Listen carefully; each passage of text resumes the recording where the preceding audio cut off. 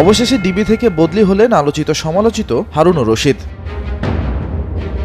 প্রায় অভিনেতা অভিনেত্রী, রাজনীতিবিদ সহ বিভিন্ন অঙ্গনের তারকাদের সঙ্গে ডিবি কার্যালয়ে ভাত খাওয়ার ছবি সামাজিক যোগাযোগ মাধ্যমে প্রকাশ করতেন ডিবির এই কর্মকর্তা।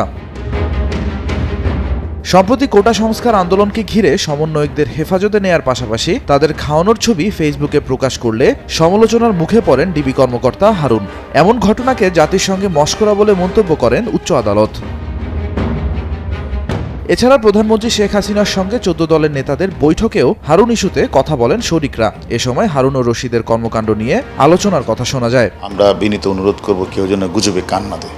সামাজিক যোগাযোগ মাধ্যম ফেসবুক সহ রাজনৈতিক মহল থেকেও বিভিন্নভাবে সাবেক ডিএমপির ডিবি প্রধান হারুন সম্পর্কে সমালোচনা ওঠে। এত সব আলোচনা সমালোচনার মধ্যে 31শে জুলাই বুধবার রাতে হারুন ও রশিদের বদলির বিষয়ে প্রজ্ঞাপন জারি হয়। তিনি ডিএমপি অপরাধ বিভাগের অতিরিক্ত কমিশনার হিসেবে নিয়োগ পেয়েছেন বলে জানা যায়।